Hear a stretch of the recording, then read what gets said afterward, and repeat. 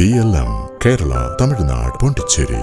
UDF മന്ത്രിസഭയിലെ മന്ത്രിമാരെ നിയുക്ത മുഖ്യമന്ത്രി VD സതീശൻ പ്രഖ്യാപിച്ചു. ഗവർണർ രാജേന്ദ്ര ആർലേക്കറിനെ കണ്ട് മന്ത്രിമാരുടെ പട്ടിക കൈമാറിയതിനു ശേഷം തിരുവനന്തപുരത്ത് വാർത്താസമ്മേളനം നടത്തിയാണ് VD സതീശൻ മന്ത്രിമാരെ പ്രഖ്യാപിച്ചത്. Ramesh Chennithala, K Muraleedharan, AP Anilkumar, Bindu Krishna, Sunny Joseph, PC Vishnunath, Roji M John, T Siddique, KA തുളസി എന്നിവരാണ് കോൺഗ്രസിൽ നിന്ന് മന്ത്രിമാരാകുക.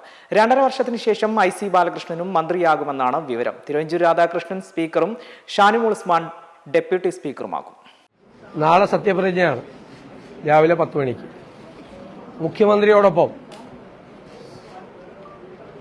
6 പതിറ്റാണ്ടുകൾക്ക് ശേഷം UDFൽ കോൺഗ്രസിൽ സമ്പൂർണ്ണ മന്ത്രിസഭയിൽ സത്യപ്രതിജ്ഞയാണ്.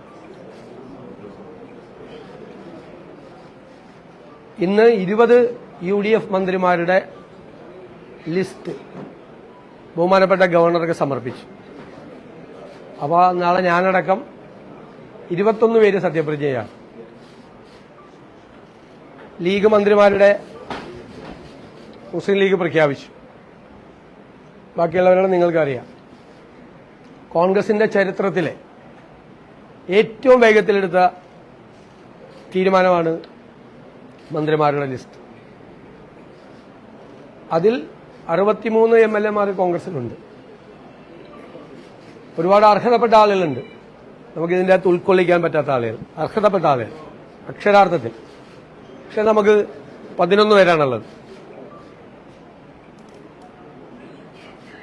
അപ്പോൾ നമുക്ക് കുറേ അർഹതയുള്ള ആളുകളെ പല സോഷ്യൽ ബാലൻസും റീജിയണൽ ബാലൻസും എല്ലാം കൂടി പരിഗണിക്കുമ്പോൾ അവരെ പരിഗണിക്കാൻ പറ്റിയിട്ടില്ല.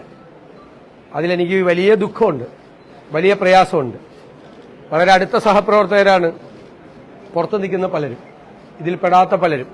പക്ഷെ പല മാനദണ്ഡങ്ങൾ വെച്ച് കോൺഗ്രസ് പോലത്തെ ഒരു പാർട്ടി മന്ത്രിമാരെ നിശ്ചയിക്കുമ്പോൾ ഉള്ള ചില പരിമിതികൾ, ചില സാമൂഹ്യ യാഥാർത്ഥ്യങ്ങൾ, പ്രാദേശികമായ വിഷയങ്ങൾ, മേഖലയെ സംബന്ധിച്ച പ്രശ്നങ്ങളെല്ലാം അതെല്ലാം പരിശോധിച്ച് പ്രധാനപ്പെട്ട നേതാക്കളെല്ലാം കൂടിയാലോചിച്ചു AICCയുടെ അനുവാദത്തോടു കൂടിയാണ് ഇന്ന് 5 മണിക്ക് ശേഷം ഗവർണർക്ക് ഈ ലിസ്റ്റ് സമർപ്പിച്ചത്. ഞാൻ അവരുടെ പേര് വിവരങ്ങൾ ഞാൻ വായിക്കുകയാണ്. 20 പേരുടെ പേരുകൾ.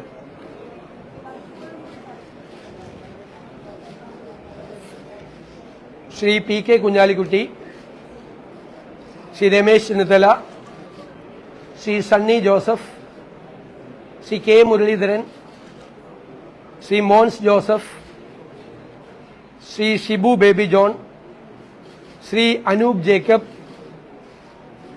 Shri CP John, Shri AP Anilkumar, Shri N Shamsuddin, Shri PC Vishnunath, Shri Roji M John, Shrimati Bindu Krishna, Shri M Liju, Shri KM Shaji, Shri PK Basheer, Shri VE Abdul Gafoor, Shri T Siddique, Shrimati KA Thulasi. സനം യൂത്ത് കോൺഗ്രസ് സംസ്ഥാന പ്രസിഡന്റ് കൂടിയായ ശ്രീ OJ ജനീഷ്. ഇതാണ് 20 പേരുടെ പേര്. ആണല്ലോ. സ്പീക്കർ ശ്രീ തിരുവഞ്ചൂർ രാധാകൃഷ്ണൻ. ഈ സഭയിലെ തന്നെ മുതിർന്ന അംഗമായ ശ്രീ തിരുവഞ്ചൂർ രാധാകൃഷ്ണൻ സ്പീക്കറും ശ്രീമതി ഷാനിമോൾ ഉസ്മാൻ ഡെപ്യൂട്ടി സ്പീക്കറും.